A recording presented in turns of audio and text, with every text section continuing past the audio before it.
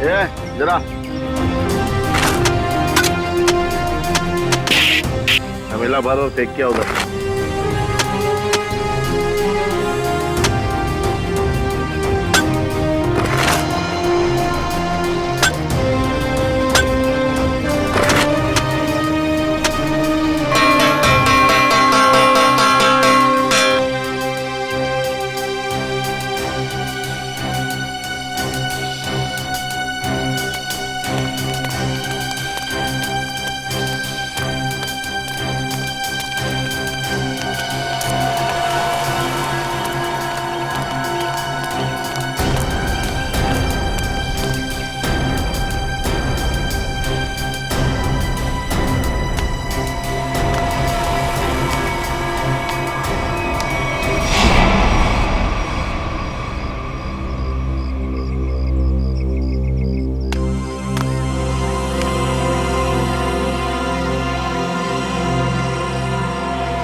ए बेटा, मैं लाइन में तुमसे पहले खड़ा हूँ, जाओ पीछे खड़े हो जाओ। अच्छा, अब तुझसे सीखना पड़ेगा क्या करना है क्या नहीं। चुपचाप खड़े रहने तो फूट जाएगा। अपने बड़ों से ऐसे बात करते हैं क्या? एक बार बोला ना, देखो चुप बैठने के लिए समझ में नहीं आता। चल।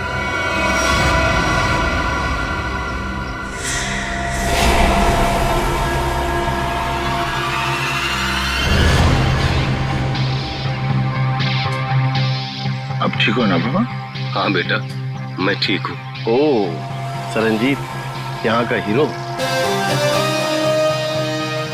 एक काम कर ले, तू इस बुड्ढे की दुख भरी कहानी सुन ले जब तक मैं खाना खा लेता हूँ। ये रोटी दाल।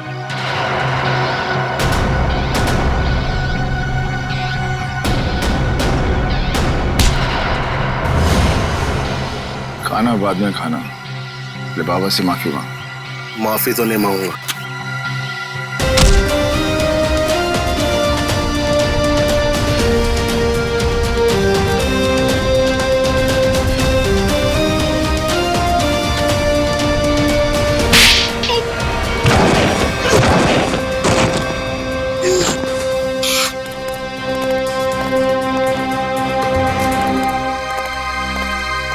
बाबा चलो खाना खा लो। शुक्रिया बेटा।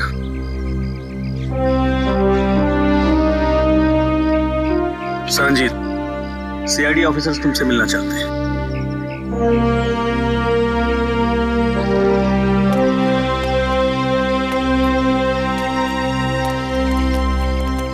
हेलो सरंजीत। Hello sir. आपकी ईमानदारी और अच्छे काम के बहुत चर्चे सुने हमने। आप तो एक सच्चे आईएएस ऑफिसर थे। आप मेरी तारीफ करके मुझे शर्मिंदा मत कीजिए एसीपी साहब। मैं बस अन्याय और अत्याचार बर्दाश्त नहीं कर सकता। ये तो बहुत अच्छी बात है। वैसे हमें क्यों बुलाया आपने यहाँ पर? एसीपी साहब, मैं सीआईडी की मदद लेना चाहता हूँ। हमारी मदद? इंस्पेक्टर अभिजीत, मैं चाहता हूँ कि आप एक एक्सीडेंट केस की इंक्वायरी करो। Accident case? पर यह तो पुलिस का मामला है। हाँ सरंजीत, एक्सीडेंट के मामले में सीआईडी की क्या जरूरत है? जरूरत है एसीपी साहब, क्योंकि मुझे यकीन है कि ये एक्सीडेंट नहीं, मर्डर है।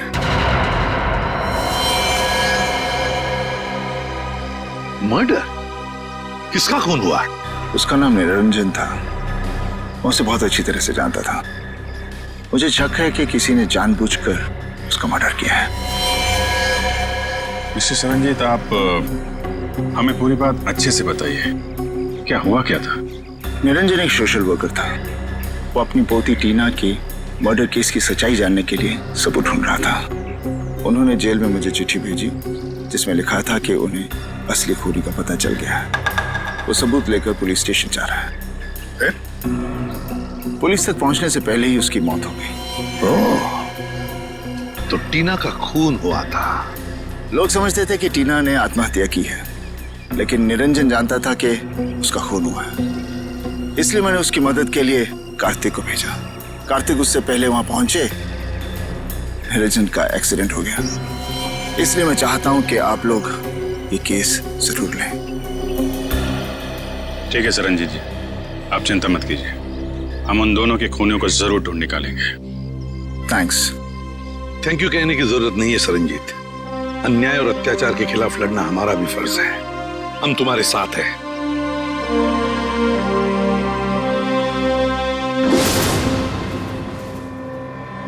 मुझे अपने आप पे इतना गुस्सा आ रहा है। मैं उन्हें बचा नहीं सका सर। देखो कार्तिक, तुमने कोशिश तो की थी। नाकामयाब कोशिश। अगर 5 मिनट पहले मैं पहुंच जाता तो शायद ये खून होने से रोक सकता था मैं। हम तुम्हारे जज्बात समझ सकते हैं कार्तिक। बहुत बुरा लगता है जब हम चाहते हुए भी किसी को बचा नहीं सकते हैं। लेकिन एक बात बताओ कार्तिक, क्या हुआ क्या था वहां पर? उस दिन मैं पुलिस स्टेशन नहीं जा रहा था। मुझे पता था कि निरंजन जी सारे सबूत लेकर पुलिस स्टेशन जाने वाले हैं, लेकिन इंक्वायरी चल रही है सर। अरे सुनो सुनो सुनो, यहाँ पे क्या हुआ? किसी बुजुर्ग इंसान का एक्सीडेंट हुआ है सर।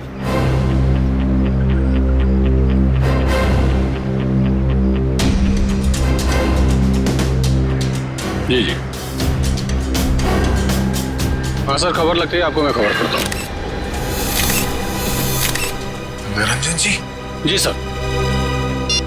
सर ये मिला है। बटुआ, ये टूटा हुआ चश्मा, घड़ी और फोन। इसके अलावा और कुछ नहीं सर, बस इतना ही सामान है। सर इसका मतलब खूनी ने निरंजन जी को मारने के बाद सारे सबूत वहां से उठा लिए थे। मगर कार्तिक, जब तुम्हें पता था कि वहां से सारे सबूत गायब है, तो उसी वक्त तुमने पुलिस को क्यों नहीं बताया है? सर पुलिस मुझसे वहां सबूत होने का सबूत मांगती है जो मैं दे नहीं सकता था। सनी जी ने मुझे कहा था और मैंने विश्वास कर लिया, लेकिन पुलिस मेरा विश्वास क्यों करती? अब वैसे भी इस केस से मेरा कोई लेना देना ही नहीं है। ठीक है Kartik, thank you very much मदद के लिए। अगर मेरी जरूरत पड़े please let me know. Thank you sir. Sir, हमें उस एक्सीडेंट की जगह जाकर तहकीकात करनी चाहिए। हाँ दया, और इस टीना की मौत की भी तहकीकात करनी पड़ेगी। हाँ सर, निरंजन जी के पास सबूत भी था कि टीना की मौत एक आत्महत्या नहीं बल्कि मर्डर है, और इसी सबूत को मिटाने के लिए निरंजन जी का खून भी कर दिया खूनियों ने। टीना की मौत में कोई ना कोई गड़बड़ जरूर है, कोई ना कोई गड़बड़ जरूर है। पता लगाना पड़ेगा कि टीना ने क्या खुद बालकनी से कूदकर जान दे दी या फिर किसी ने उसे धक्का दे दिया।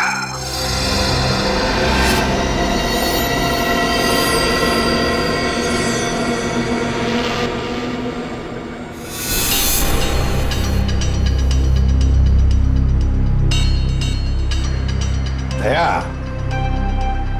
टीना जो अपनी घर की बालकनी में से गिरी, वो बिल्कुल यहां आके गिर गई, यहां पर, है ना?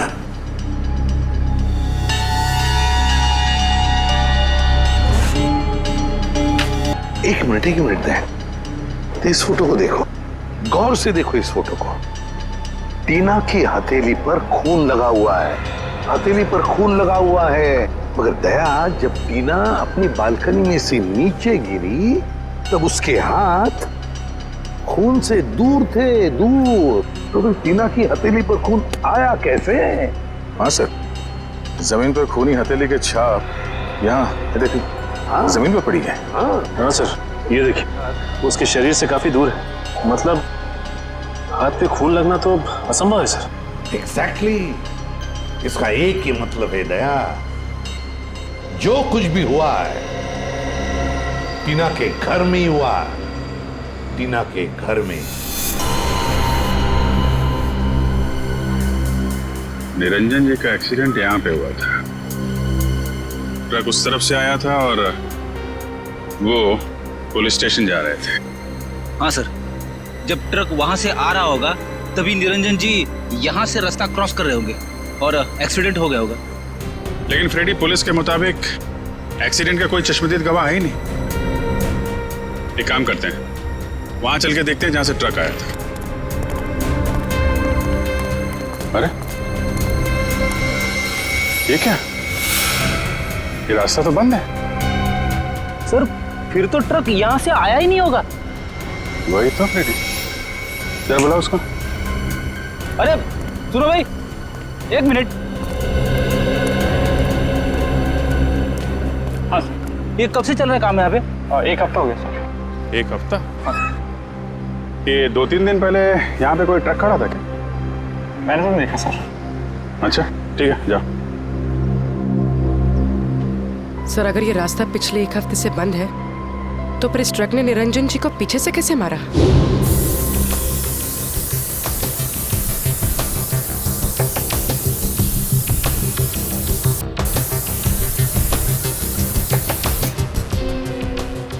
सर, खून का निशान। मैंने कहा था ना दया, जो कुछ भी हुआ यहीं पे हुआ, यहीं पे। क्योंकि ट्रक वहां से आया और शायद यहीं कोने पे खड़ा हो गया। यहाँ खड़ा होकर निरंजन जी का इंतजार करता रहा, और जैसे ही निरंजन जी दिखे ट्रक ने उनको उड़ाया और वापस मेन रोड से फरार।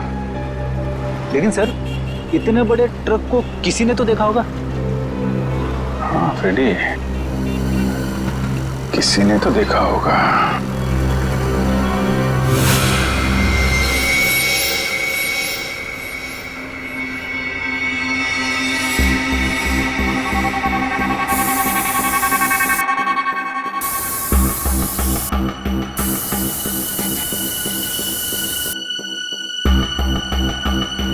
सर, हाँ, ये देखिए सर, बॉल में भी खून के निशान है।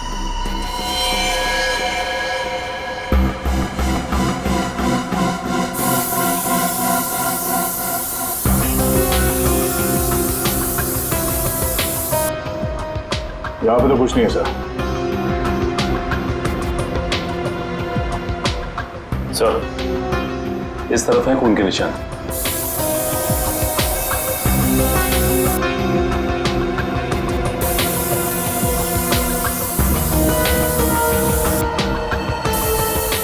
इधर भी।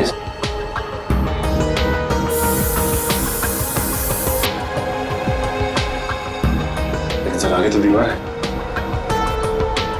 दीवार पर मार के देखो। अच्छा।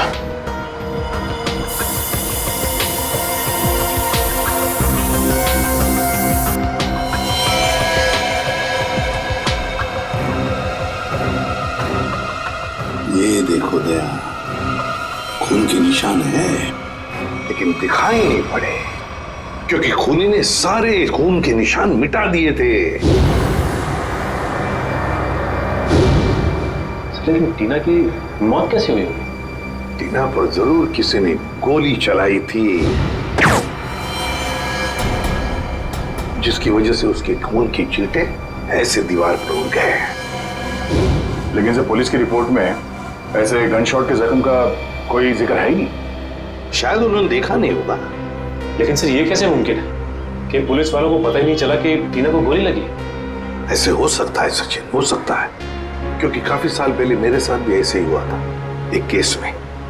पर सर टीना की लाश का पोस्टमार्टम हुआ था, तो फिर जिस डॉक्टर ने पोस्टमार्टम किया उसने अपने रिपोर्ट में गोली के बारे में लिखा क्यों नहीं? वही तो।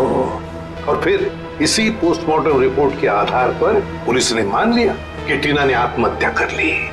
इसका मतलब है पोस्टमार्टम करने वाला डॉक्टर भी मिला हुआ था। सर इस निरंजन जी का शक सही था, टीना का खून ही हुआ। हाँ दया, बिल्कुल सही है।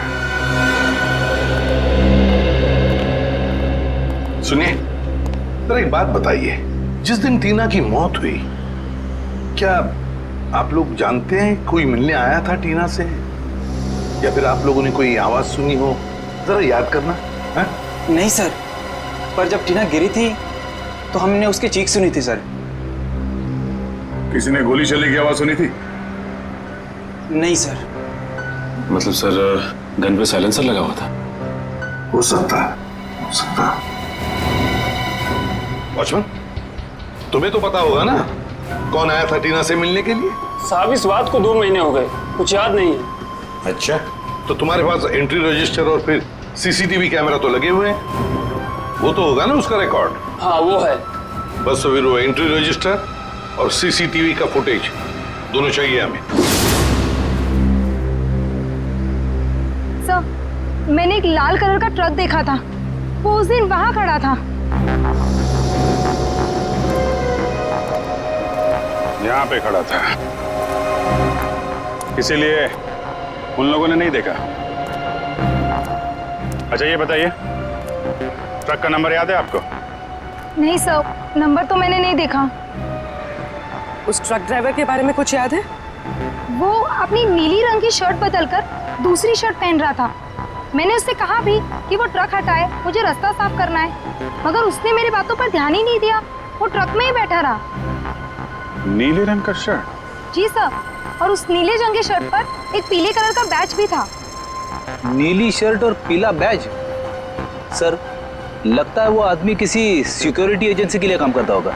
हो सकता है फ्रेडी। और कुछ याद है उस ट्रक ड्राइवर के बारे में? उसका चेहरा, वो दिखता कैसा था? उसकी बड़ी सी मूछें थी और दाहिने गाल पर एक मस्सा भी था। बस इतना ही याद है। ठीक है, thank you very much. Freddy, पता लगाओ ऐसी कौन सी सिक्योरिटी एजेंसी है जिसका ड्रेस नीली रंग की शर्ट और पीला बैज है। सर, जिस डॉक्टर ने टीना की नकली पोस्टमार्टम रिपोर्ट बनाई थी वो भी फरार है। एक काम करो, निखिल को बोलो उसके घर पे नजर रखे और जैसे ही वो दिखाई दे हमें तुरंत इन्फॉर्म करें।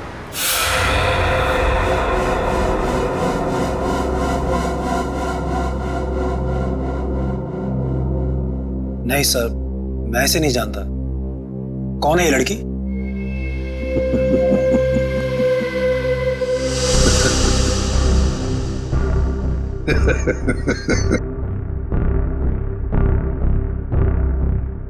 अभी मैं भूल गया था सर। ये लड़की, ये तो टीना है, हमारे ऑफिस में काम करती थी। अच्छा, आखिरी बार टीना से कब मिले थे आप? ये उसकी मौत से शायद 2-3 दिन पहले। कहाँ मिले थे? मैं ऑफिस में मिला था सर। सर, वैसे मेरी उससे ज्यादा जान पहचान नहीं थी, हम ऑफिस में ही मिलते थे सिर्फ। अच्छा अच्छा अच्छा, ऑफिस में ही मिलते थे? जी सर। सचिन, चल।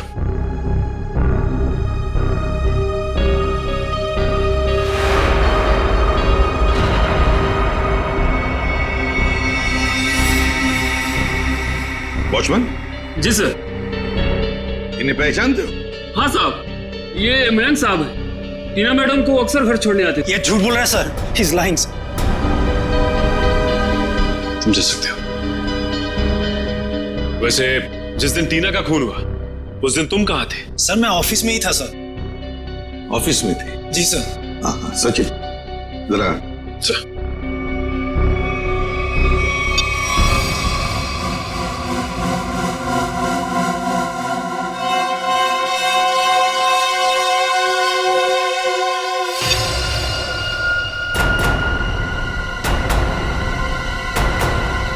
तुम ऑफिस में थे तो फिर ये कौन है?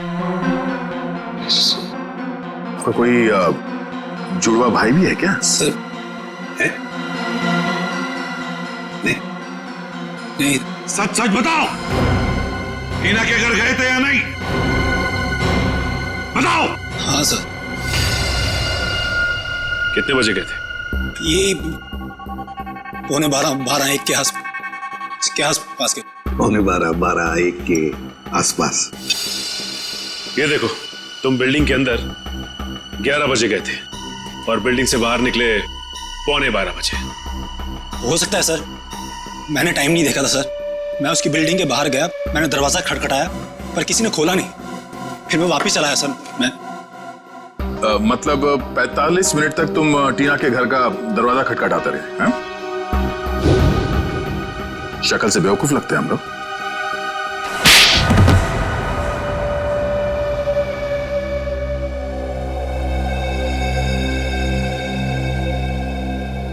मैंने टीना को मारा था।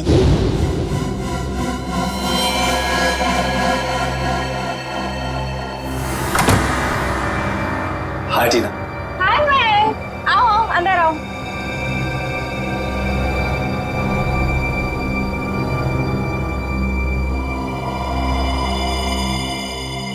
अरे कैसे हो? अच्छा बैठो, मैं पानी लेकर आती हूँ। हाँ।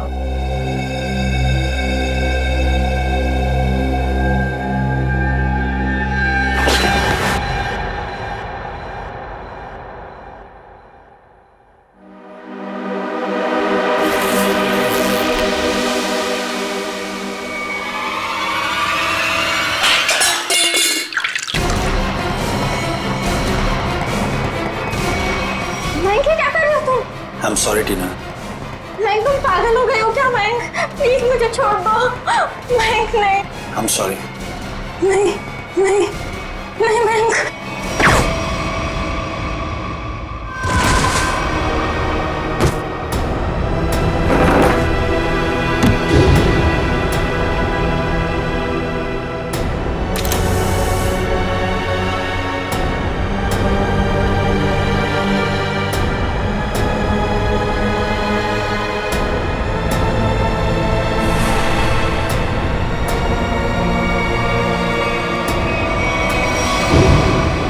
ऑफिस के एक सीनियर रिपोर्टर हितेन ने मुझसे वादा किया था कि अगर मैं टीना का मर्डर करता हूं तो वो मुझे प्रमोशन दिलाएगा। सिर्फ प्रमोशन के लिए तुमने एक निर्दोष लड़की की जान ले ली? हा? समझ में नहीं आ रहा तुम कैसे इंसान हो? ले जाओ इसे। चलो चलो।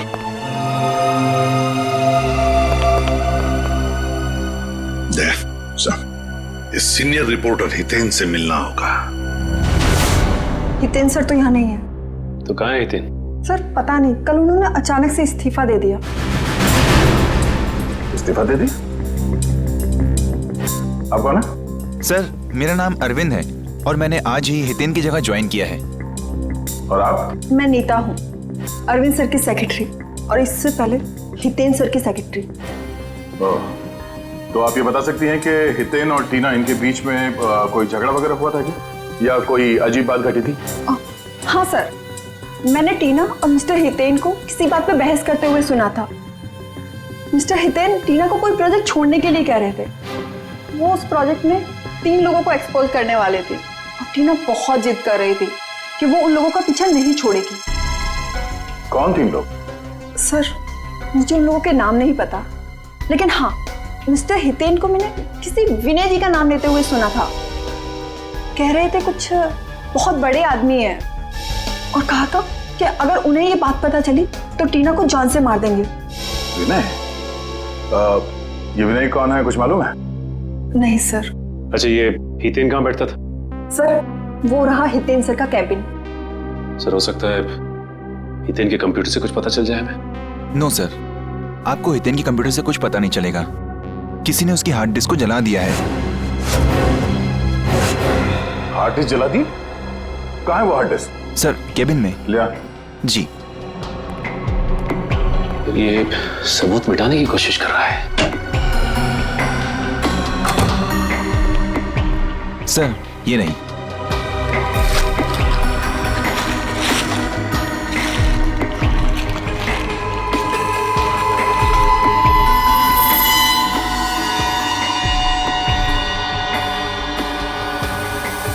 सर ये हितेन तो बहुत चालाक निकला। लगता है हार्ड डिस्क पे एसिड डाल दिया है, पूरा डाटा खराब हो गया होगा।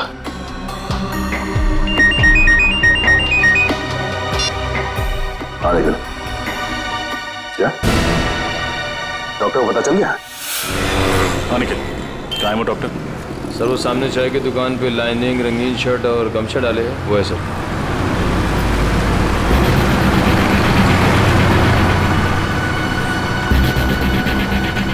चलो मिलते हैं उससे, लेकिन ख्याल रखना वो भाग ना जाए।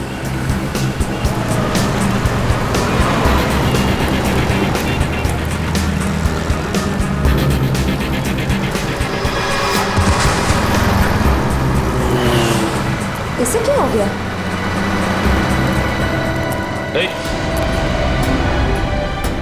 डॉक्टर साहब, सर ये तो मर गया। मर गया? हाँ सर। लेकिन अभी तो अच्छा खासा छाक। सर लगता है किसी ने इसकी चाय में जहर मिला दिया। निखिल एम्बुलेंस बुला। श्रेया, क्या मिला तुमने चाय में जो पीते ही उस आदमी की मौत हो गई? नहीं साहब, मैंने तो ऐसा कुछ भी नहीं किया। कुछ भी नहीं किया तो तुम्हारी दुकान की चाय पीकर उसकी मौत कैसे हो गई? अरे मैडम, मैं तो उसको जानता भी नहीं, फिर मैं उसे क्यों मारूंगा? आपको विश्वास नहीं होता ना, तो मैं चाय पी के दिखाता हूँ।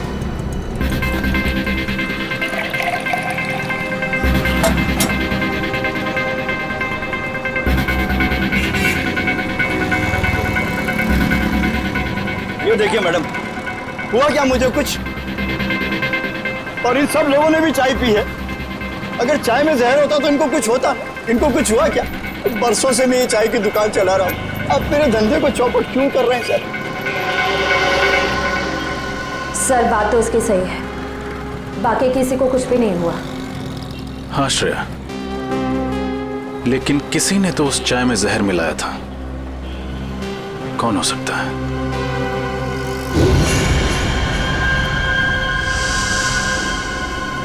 एक सेकंड है, यहाँ पर एक आदमी बैठा अखबार पढ़ रहा था, कहाँ गया वो? कौन सा? उसने काली टी शर्ट पहनी हुई थी, उसके हाथ में बैंडेज था, कहाँ गया वो?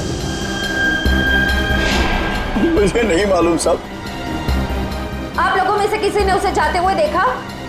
हमने तो नहीं देखा। भाग गया।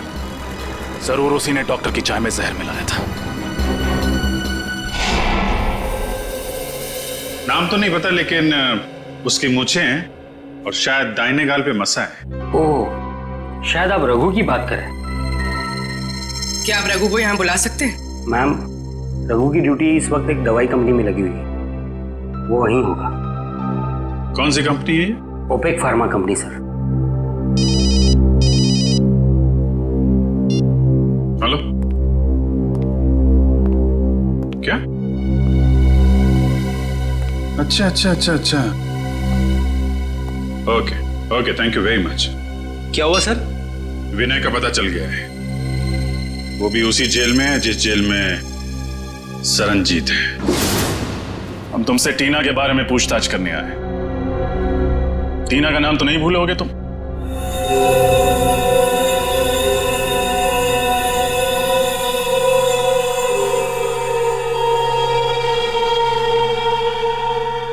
देखो विनय, हम जानते हैं कि तुम्हें सब कुछ पता है। बेहतर होगा तुम हमारे साथ कोऑपरेट करो।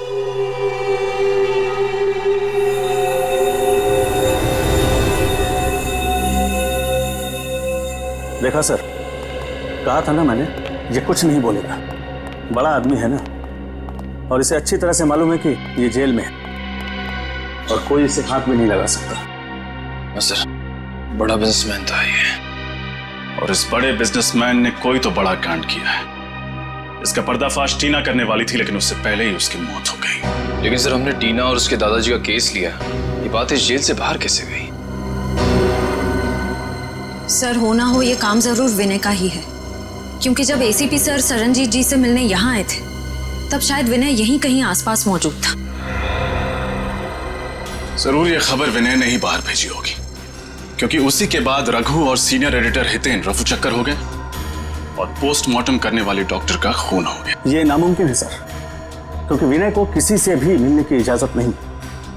अनिल जी सर, यहाँ आप इनसे पूछ सकते हैं, ये हमेशा विनय पर नजर रखते हैं। जी सर, साहब ठीक कह रहे हैं, यहाँ विनय जी के ड्राइवर के अलावा कोई नहीं आता। ड्राइवर? अच्छा, वो क्यों इनसे मिलने के लिए आता है? सर, विनय जी जेल का खाना नहीं खाते हैं, तो उनका ड्राइवर उनके लिए घर से खाना लाता है। विनय के ड्राइवर से मिलना होगा, वही बताएगा कि ये खबर अंदर से बाहर कैसे गई। मैं तो विनय सर के घर से टिफिन का डब्बा लेकर जेल में देने के लिए जाता था सर। झूठ बोल रहे हो तुम। सच तो यह है कि तुम रोज विनय से कोई संदेशा लेकर आते थे। बताओ, क्या खबर देता था वो तुम्हें? मुझे नहीं पता साहब, खाने के बाद वो हौलदार मुझे डब्बा वापस देता था साहब, और मैं वो खाली टिफिन का डब्बा आराम बिल्डिंग फ्लैट नंबर 203 में दे देता था साहब।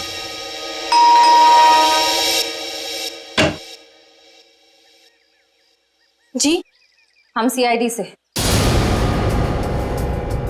आपसे मिस्टर विनय के बारे में कुछ पूछताछ करनी है। विनय? कौन विनय? बिजनेसमैन विनय, जो फिलहाल जेल की सजा काट रहे हैं और जिनका खाली टिफिन रोज आपके फ्लैट पर पहुंचा दिया जाता है। ऐसा तो कुछ नहीं, लगता है आपको कोई गलतफहमी हुई है। अभी गलतफहमी हुई है या नहीं ये तो पता चल ही जाएगा। फिलहाल ये बताइए, आप कौन हैं और आपके साथ और कौन रहता है इस फ्लैट में? जी, मेरा नाम सिबी है, मैं एक स्टूडेंट हूँ और यहाँ भाड़े पर रहती हूँ, अकेली। सिबी, क्या हम अंदर आ सकते हैं? नहीं नहीं, मैंने कहा ना, मैं अकेली रहती हूँ यहाँ। अकेली? वो पैंट किसकी है?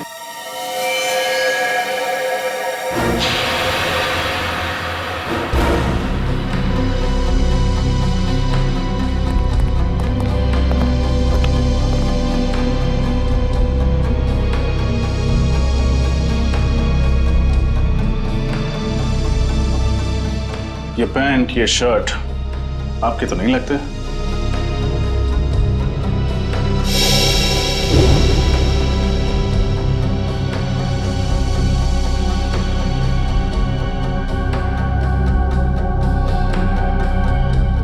फोटो में ये आदमी कौन है सिबी?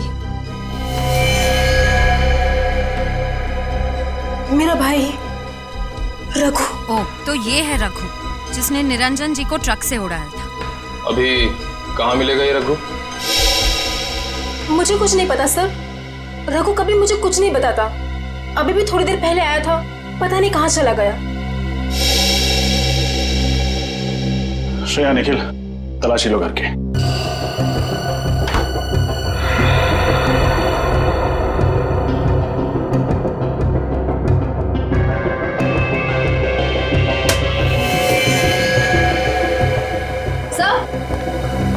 सर, अंदर कमरे में ये टूटी हुई सीढ़ी मिली है।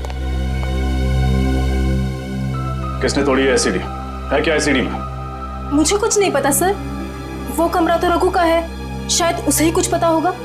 ठीक है, जैसे ही रघु का पता चले हमें खबर करना, और कोई होशियारी मत करना क्योंकि हमारी नजर अब तुम पर है।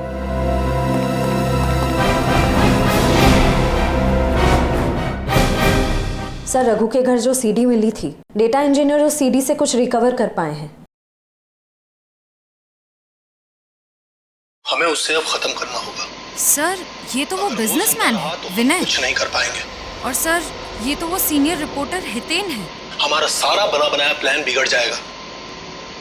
हितेन, मैं तुम्हारे साथ पूरा सहमत हूँ। उसका जिंदा रहना ना हमारे लिए ठीक नहीं है।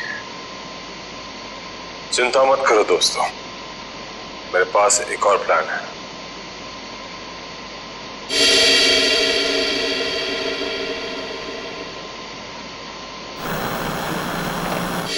अब ये सारा मामला समझ में आ गया दया। टीना ने इन तीनों की बातचीत सुन ली और फिर उसी बातचीत को उसने रिकॉर्ड भी कर लिया। और विनय, हितेन और इस तीसरे अनजान आदमी को किसी तरह से पता चल गया था कि टीना को उनके प्लान के बारे में पता चल चुका है, और इसीलिए इन तीनों ने टीना को मार डाला। लेकिन इस वीडियो में तीसरा अनजान आदमी कौन है, इसके बारे में अभी तक कुछ समझ में नहीं आ रहा है। फिर एक बार ये हितेन और रघु हाथ में आ जाए ना, तो तीसरा आदमी कौन है ये भी पता चल जाएगा। हाँ सरनजीत, गुड। वैसे भी तुम जैसे लोगों की जरूरत जेल के अंदर नहीं, जेल के बाहर ही है। और बता। ओके, ठीक है, and good luck. Okay, Daya, Saranjit jail से रिहा हो गया। सर, ये तो बहुत अच्छी खबर है। अगर सर ये हितेन, रघु और इस तीसरे अनजान आदमी को ढूंढेंगे कैसे सर? विनय, विनय,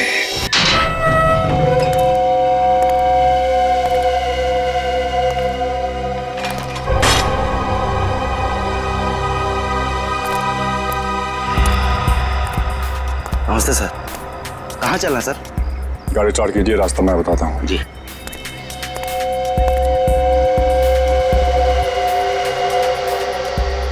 अपना प्लान काम कर गया सर? हाँ भाई, ये विनय को भनक भी नहीं लगी कि हमने जानबूझकर उसे जेल से रिहा करवाया है। हाँ सर, उसे लग रहा होगा कि उसके अच्छे बर्ताव की वजह से उसे जेल से रिहा किया गया।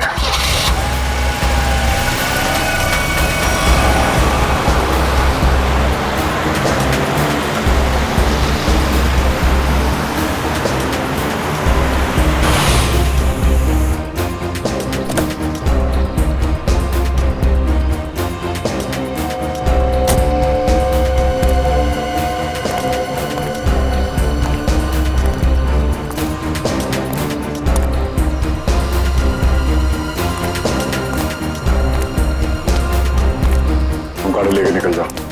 अच्छा सर।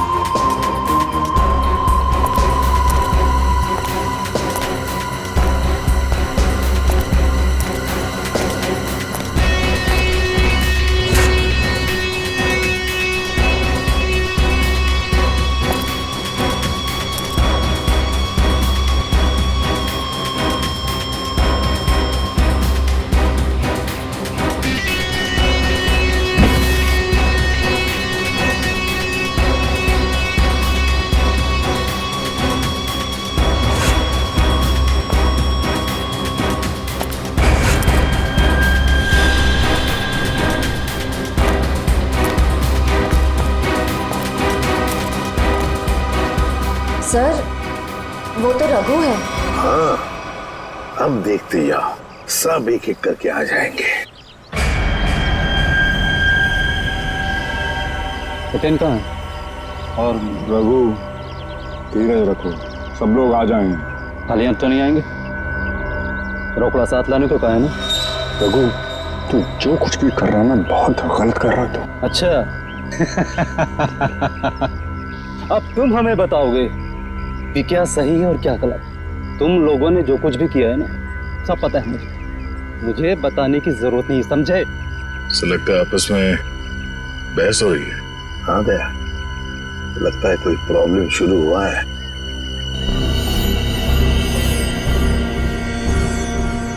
हितेन, तुम भी आ गए?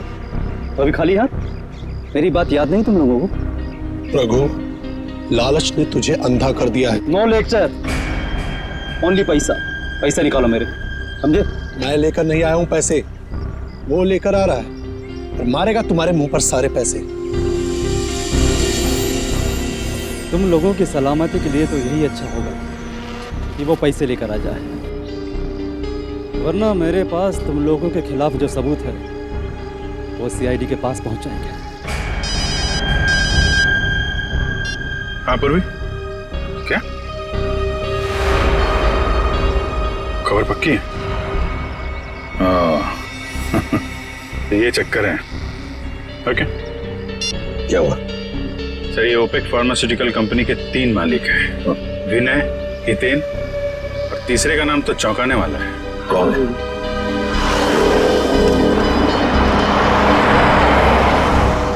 लगता है ये तीसरा आ गया, तीसरा पार्टनर।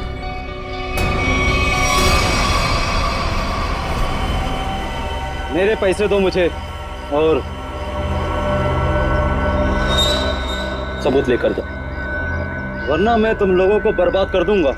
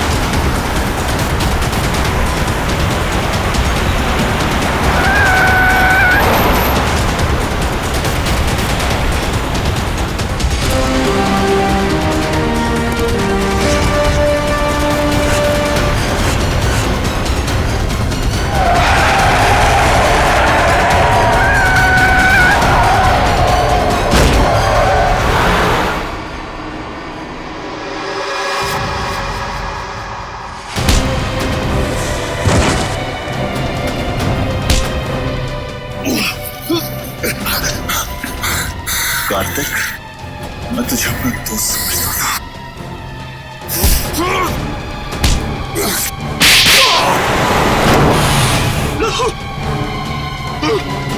उन दोनों को पकड़ो, छोड़ो मत।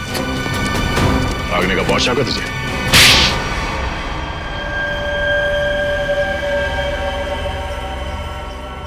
एक दवाई की कंपनी की आड़ में विनय, हितेन और मैं गैर कानूनी काम करते थे और इस बारे में एक गवर्नमेंट ऑफिसर को पता चल गया, इसीलिए हमने उसे खत्म करने का फैसला किया। लेकिन टीना को हमारे इरादों के बारे में पता चल गया, इसीलिए तुमने उसे भी मार डाला? हाँ, हमने उसे समझाने की बहुत कोशिश की और वो हमारी बात सुनने के लिए तैयार ही नहीं थी। बंदी थी, बहुत तेवर दिखाती थी वो लड़की। आत्महत्या का रूप देकर तुम लोगों ने टीना का खून कर दिया, लेकिन टीना के दादाजी निरंजन को तुम लोगों के खिलाफ सबूत मिल गए और इसलिए तुम लोगों ने उन्हें भी मरवा दिया। तुम लोगों ने अपने साथी रघु, उसे भी मार दिया और उस डॉक्टर को भी, जिसने गलत पोस्टमार्टम रिपोर्ट बनाई है। एक झूठ छुपाने के लिए तुमने कितनी जाने ली। जी करता है कि यहीं गाड़ दूं तुम लोगों को। इन तीनों को तो फांसी होगी सरनजीत, तीनों को फांसी ही होगी। ले जाओ इन्हें।